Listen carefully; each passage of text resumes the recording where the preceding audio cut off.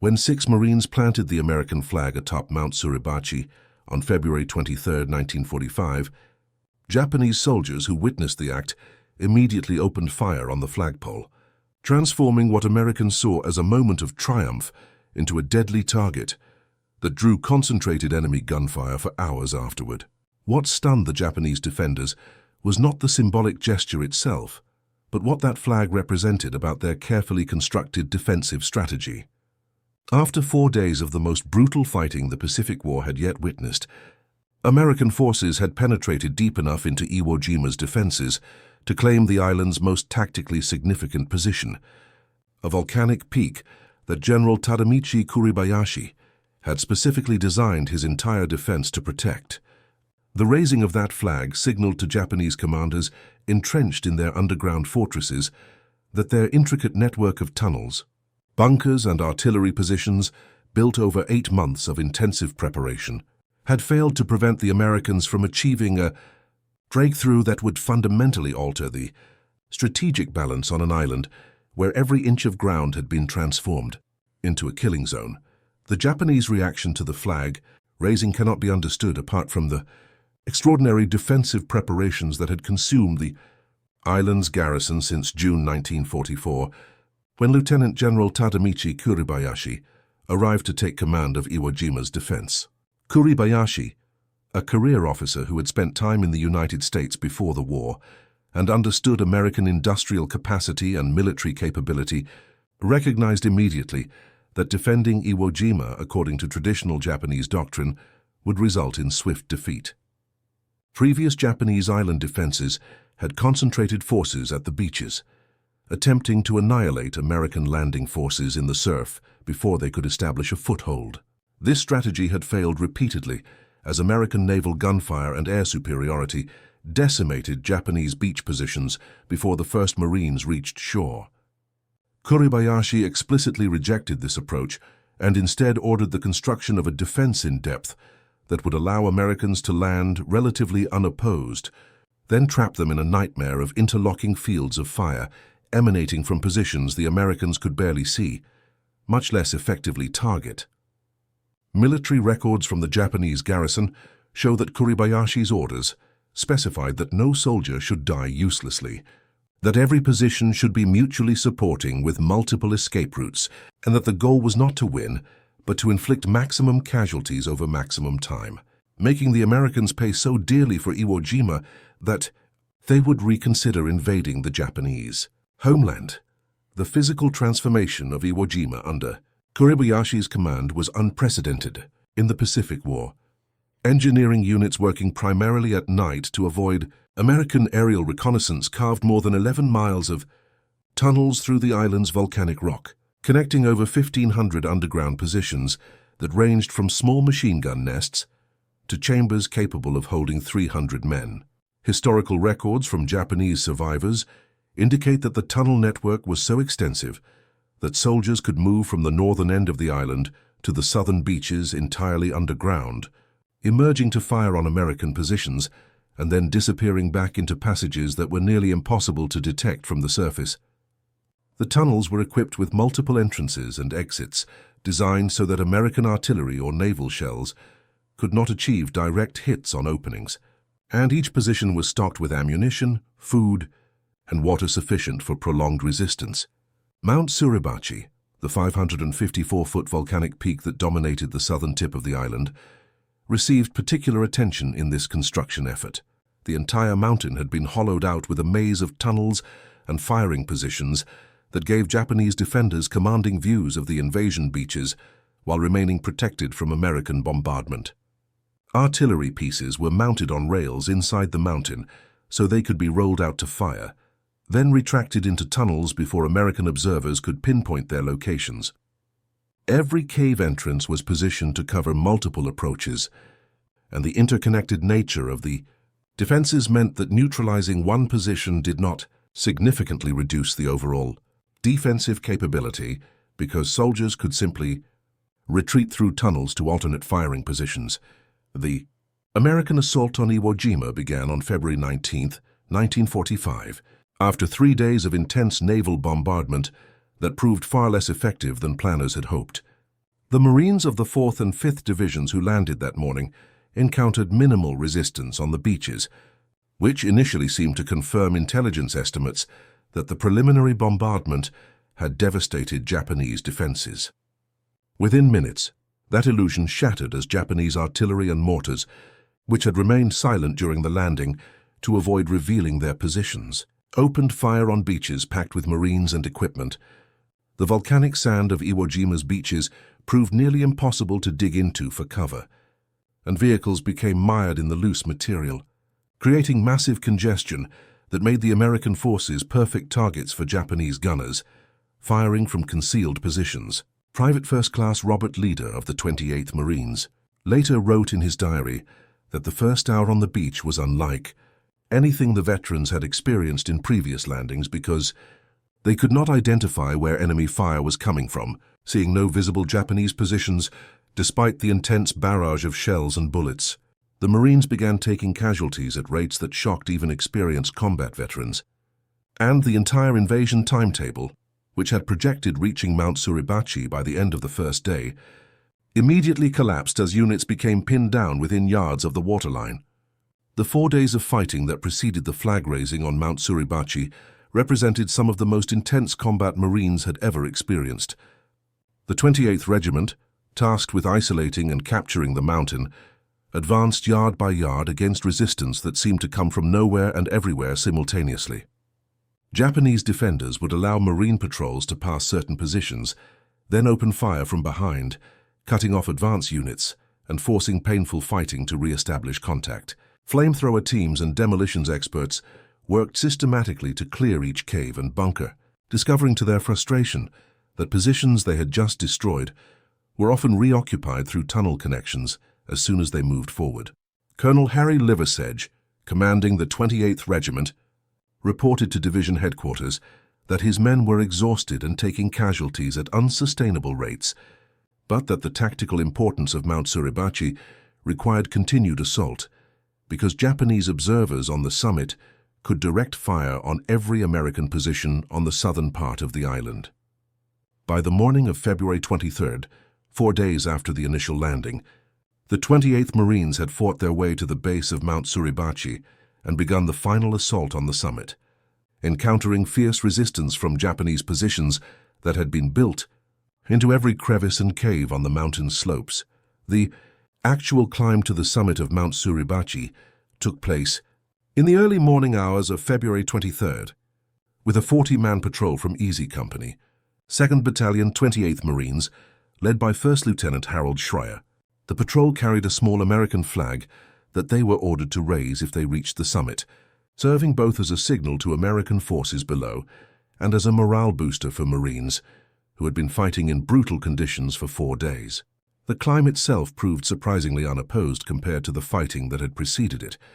with only scattered resistance from Japanese soldiers who remained in positions on the mountain. When the patrol reached the summit around 10:30 a.m.,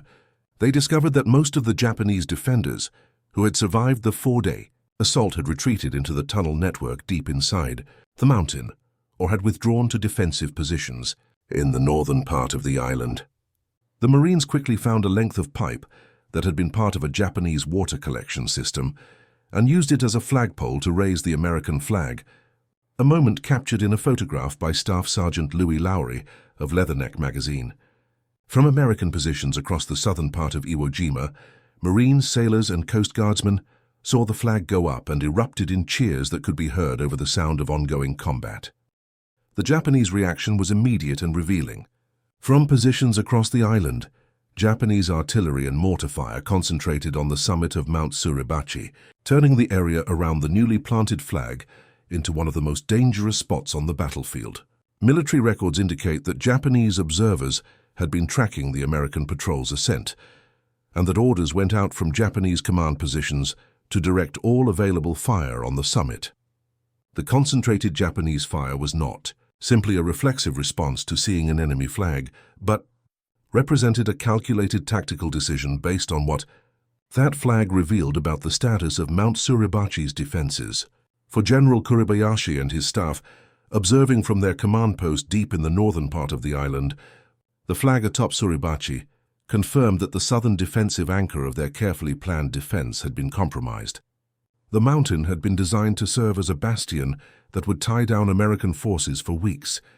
inflicting continuous casualties through fire from concealed positions that were nearly impossible to suppress. The appearance of the American flag meant that Marines had penetrated or bypassed the defensive network sufficiently to reach and hold the summit, fundamentally altering the tactical situation. Japanese soldiers who survived the battle later provided accounts that reveal the psychological impact of seeing the American flag atop Mount Suribachi. Sergeant Takeo Yamauchi, who was positioned in a bunker with a clear view of the mountain,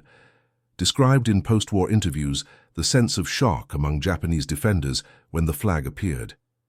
Yamauchi explained that they had been told repeatedly that Suribachi was impregnable, that the tunnel network made it impossible for Americans to seize, and that defenders could hold out indefinitely, even if surrounded. The flag demonstrated that these assurances were incorrect, that American determination and firepower could overcome even the most elaborate defensive preparations. For Japanese soldiers who had been ordered to fight to the death without hope of relief or evacuation, the flag represented a visible symbol of their impending fate. Another survivor, Private Yoshio Kato, stated in his account that seeing the flag triggered orders from Japanese commanders to prepare for intensified banzai charges, although Kuribayashi had explicitly forbidden such wasteful attacks in his defensive plan. The appearance of the flag seemed to break the iron discipline that Kuribayashi had imposed,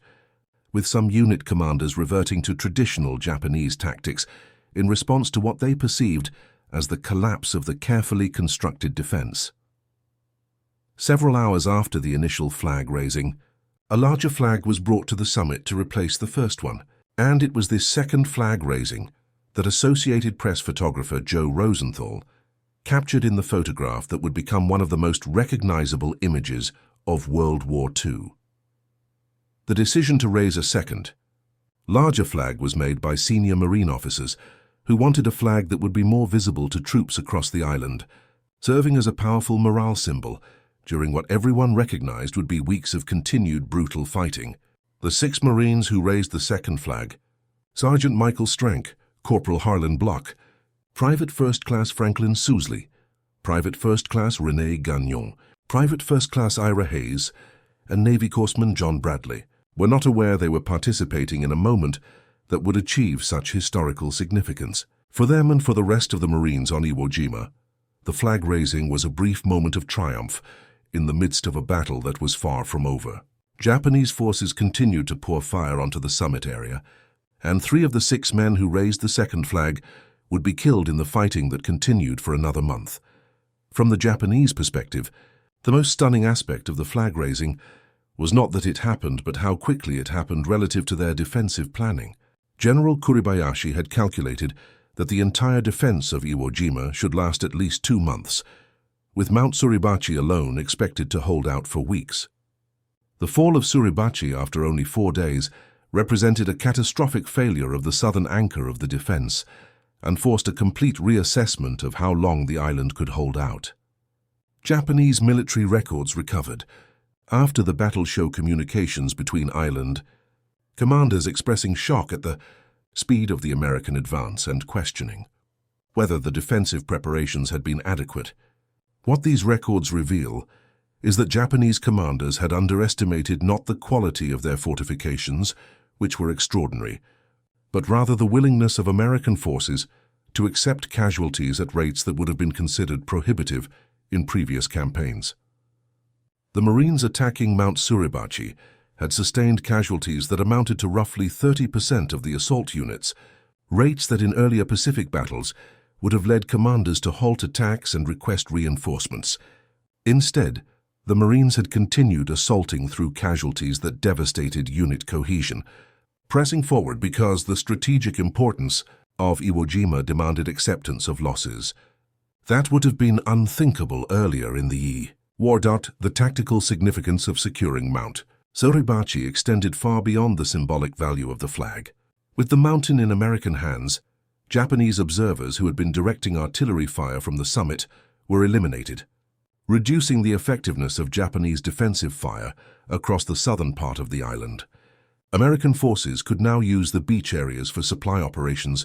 without constant threat of observed artillery fire, improving logistics that had been severely hampered during the first 4 days of the battle. The capture of Suribachi also freed up the entire 28th Marine Regiment to join the assault on the northern part of the island, where the bulk of Japanese forces remained entrenched in even more elaborate defensive positions. For General Kuribayashi, the loss of Suribachi meant that his defense would have to rely entirely on the northern fortifications without the support that the mountain's artillery and observation positions were supposed to provide. Japanese battle reports from the days following the flag-raising show increased pessimism about how long the defense could continue, though Kuribayashi maintained strict discipline and continued to insist that every position be held to inflict maximum casualties on the attackers. The continuing battle for Iwo Jima after the flag-raising demonstrated that taking Mount Suribachi had been only the beginning of the nightmare that Kuribayashi had designed. The northern two-thirds of the island contained the most elaborate and deadly defensive positions, with major fortifications at locations that would become infamous in Marine Corps history: Turkey Knob, the amphitheater, the meat grinder, and dozens of other killing grounds, where Japanese defenders fought from positions that were almost impossible to assault. The tunnel network in the north was even more extensive than on Mount Suribachi, with some passages large enough to accommodate trucks and major chambers serving as underground hospitals, command posts, and supply depots. American forces attacking these positions discovered that flamethrowers and demolitions, which had been effective on Suribachi, were often insufficient against defenses that could be reoccupied through tunnels, even after positions appeared to have been destroyed. The fighting devolved into a brutal war of attrition in which Marines advanced by yards each day, systematically reducing each defensive position while taking casualties that mounted into the thousands. The battle that planners had estimated would last 5 days continued for more than a month, with the island not declared secure until March 26, 1945. Japanese defenders who witnessed the flag-raising and survived the subsequent fighting provided accounts that reveal how the loss of Mount Suribachi affected morale in the remaining garrison. Superior Private Toshihiko Ono, who fought in defensive positions in central Iwo Jima, described in post-war interviews the sense that the battle was lost once Suribachi fell, even though weeks of fighting remained. Ono explained that Japanese soldiers had been told that every day they held the island served the emperor by delaying the American advance toward Japan, but that seeing the American flag flying over Suribachi made it clear that the defense was collapsing faster than planned. The flag became a constant reminder of American success, visible from positions across the island and serving as a powerful symbol that undermined the narrative of invincible defense that commanders had promoted. Another survivor, Corporal Kiyoshi Endo, stated that after the flag appeared on Suribachi, talk among Japanese soldiers shifted from how long they could hold to speculation about how they would die, whether in fighting or by suicide once ammunition ran out. The psychological impact of the flag was magnified by the physical isolation of the Japanese garrison, cut off from any possibility of reinforcement or evacuation, and knowing that every day brought them closer to death. The tactical adjustments that American forces made after securing Mount Suribachi reflected hard-learned lessons about the nature of Japanese defenses on Iwo Jima. Marine commanders realized that traditional tactics of advance by fire and maneuver were insufficient against an enemy that was essentially invisible, emerging from underground to fire and then disappearing before return fire could be effective. The solution involved systematic reduction of each defensive position using combined teams of infantry, tanks, flamethrowers, and demolitions, with each position cleared multiple times to ensure no Japanese soldiers remained in connected tunnels. This methodical approach was agonizingly slow and costly, with units sometimes requiring days to advance a few hundred yards, but it gradually compressed the remaining Japanese defenders into an ever-shrinking perimeter in the northern part of the island. The flag atop Mount Suribachi served throughout this grinding battle as a visible symbol of progress, a reminder to exhausted Marines that they had achieved at least one major objective, even as the fighting continued with undiminished intensity. General Kuribayashi's response to the fall of Mount Suribachi demonstrated his understanding that the defense had entered its final phase. Radio messages intercepted by American intelligence showed Kuribayashi ordering his remaining forces to prepare for the defense's last stand, emphasizing that every additional day of resistance served Japan by delaying the inevitable American assault on the homeland. Kuribayashi, who knew from the beginning that Iwo Jima could not be held indefinitely, had designed his defense to maximize the time and cost of American victory. In this strategic sense, the defense achieved its objective despite the shock of losing Suribachi more quickly than planned. The battle for Iwo Jima lasted 36 days, far longer than any previous Pacific Island battle, and resulted in American casualties that totaled nearly 26,000, including almost 7,000 killed. These casualty figures, which shocked the American public and military leadership, vindicated Kuribayashi's defensive concept even if the specifics of execution had not proceeded exactly as planned. Japanese casualties were even more catastrophic, with approximately 18,000 of the 21,000-man garrison killed and only about 200 taken prisoner, reflecting Kuribayashi's orders that defenders should fight to the death rather than surrender. The iconic photograph of the flag raising, which won the Pulitzer Prize and became one of the most reproduced images in history, came to symbolize American determination and sacrifice in World War II. For the Japanese, particularly in the post-war period, the image carried different meanings that evolved over time. Immediately after the war, the photograph represented the visible symbol of defeat, the moment when an impregnable fortress fell and the myth of Japanese invincibility collapsed. In later decades, as Japan rebuilt and developed complex historical memory about the war, the flag raising came to represent the human cost of militarism and the futility of the fanatical defense that Kuribayashi had orchestrated. Japanese accounts of Iwo Jima published in the post-war period often focus on the suffering of ordinary soldiers trapped in underground positions, slowly dying from wounds, starvation, or suicide, as American forces systematically destroyed their defenses. The flag atop Mount Suribachi features in these accounts as the moment when hope ended, when soldiers still fighting in the tunnels realized that survival was impossible and that their deaths would serve no practical purpose beyond fulfilling orders to resist until annihilated. The strategic importance that drove the Battle of Iwo Jima and made the flag raising militarily significant beyond its symbolic value centered on the island's location roughly halfway between the Mariana Islands, where American B-29 bombers were based, and Tokyo. Japanese early warning radar on Iwo Jima gave mainland Japan approximately 2 hours' notice of incoming bombing raids, allowing time to scramble fighters and prepare defenses. Capturing the island would eliminate this warning system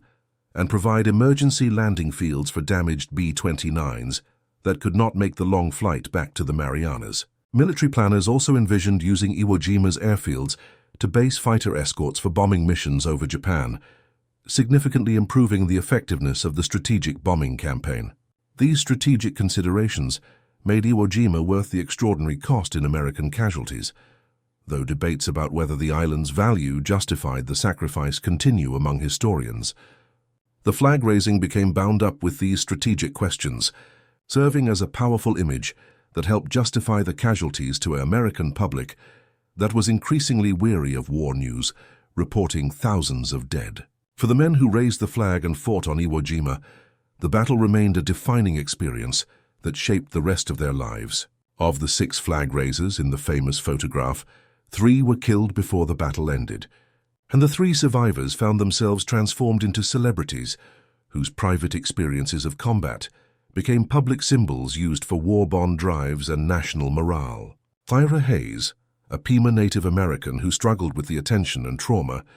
repeatedly insisted that the real heroes were the men who died on Iwo Jima, not those who happened to be photographed raising a flag. This tension between symbol and reality haunted the survivors and reflected a deeper truth about the battle itself. The flag raising was a genuine moment of achievement, but it represented only a small fraction of the sacrifice and suffering that characterized the fight for Iwo Jima. The Japanese soldiers who fired on that flag who witnessed it flying over a position they had believed impregnable, were not stunned by American propaganda or symbolism, but by the tactical reality that their carefully prepared defenses had been breached through an application of force and willingness to accept casualties that exceeded their calculations. The legacy of the flag raising on Iwo Jima extends beyond World War II to become part of how Americans and Japanese understand war itself, sacrifice, and the costs of conflict. The image of the flag being raised has been reproduced countless times, incorporated into the Marine Corps War Memorial in Arlington, Virginia, and used to symbolize military service and national determination. For Japanese who survived the war and those who came after, the image represents something more complex, the moment when the consequences of militarism and imperial ambition became undeniable, when soldiers following orders to fight to the death discovered that bravery and preparation could not overcome the material superiority of an enemy whose industrial capacity could replace losses and sustain assaults that would have exhausted other nations. General Kuribayashi, who died somewhere on Iwo Jima during the final days of the battle and whose body was never found, became a tragic figure in Japanese memory, portrayed as a brilliant tactician and humane commander who understood his mission was hopeless, but did his duty nonetheless. The flag that so stunned his soldiers when it appeared atop Mount Suribachi stands in this memory as the symbol of inevitable defeat, the visible proof that no amount of courage or tactical skill could change the outcome of a war that Japan had already lost.